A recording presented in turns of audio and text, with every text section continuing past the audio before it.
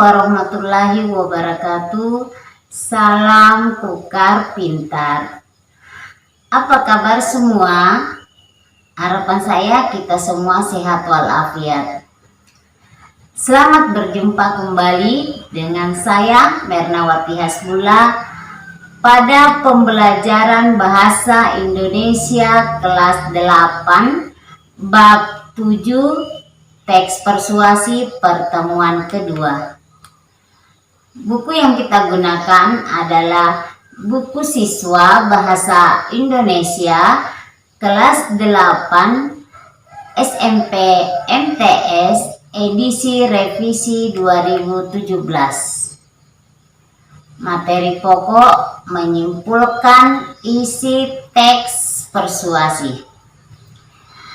Baik anak-anak, sebelum memasuki materi, saya ingatkan kembali materi yang lalu. Masih ingatkah kalian tentang pengertian teks persuasi?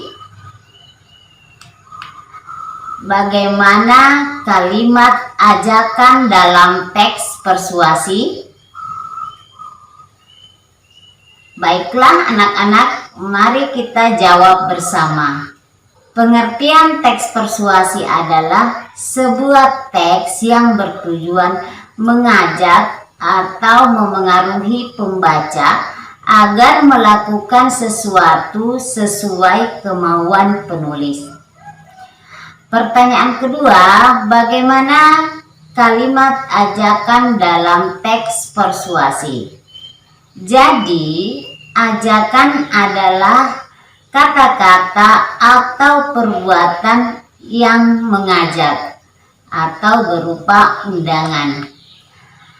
Ajakan dapat berarti anjuran, imbauan, dan sebagainya untuk melakukan sesuatu.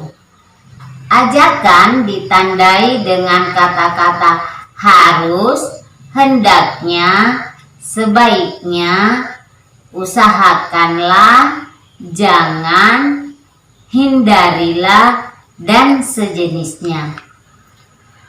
Anak-anak, sebelum kita melanjutkan materi, sebelumnya saya sampaikan tujuan pembelajaran yang ingin dicapai setelah mempelajari materi ini adalah peserta didik mampu menyimpulkan isi, saran, ajakan, arahan, dan pertimbangan tentang berbagai permasalahan aktual dari teks persuasi, baik itu lingkungan hidup, kondisi sosial, dan atau keragaman budaya yang didengar dan dibaca dengan tepat.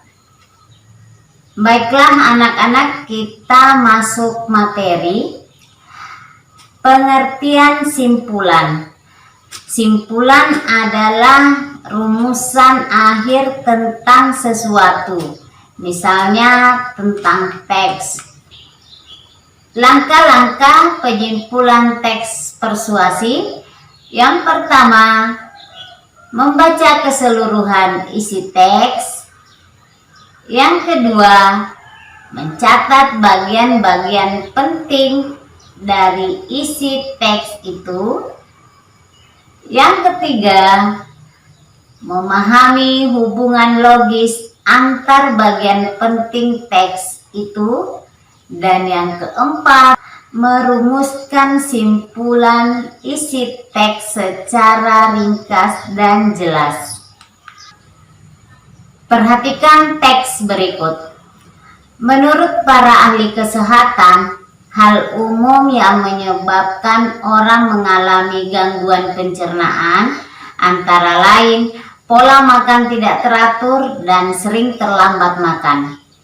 Mereka pun kurang mengkonsumsi sayur dan buah, juga kurang memperhatikan gizi makanan.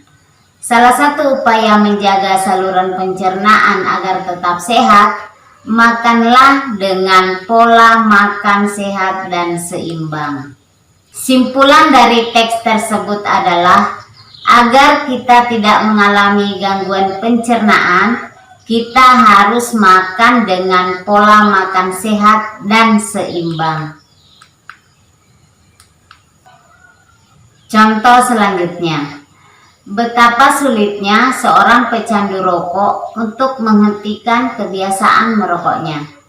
Seberapa mahal pun harga rokok tidak dapat menghentikan mereka. Misalnya di Malaysia, harga 20 batang rokok dapat setara dengan 5% pendapatan buruh kasar.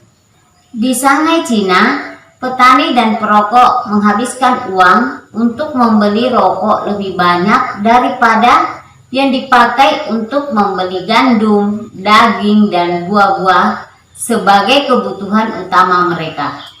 Hentikan merokok sebelum candu rokok melekat pada diri Anda. Simpulan dari teks tersebut adalah kita harus menghentikan kebiasaan merokok agar tidak menjadi kecanduan. Anak-anak, demikianlah materi kita pada perjumpaan kali ini. Silakan anak-anak berlatih dengan mengerjakan LKPD 7.2a dan LKPD 7.2b. Demikian materi pembelajaran untuk kali ini. Mari kita simpulkan pembelajaran dengan menggunakan peta konsep.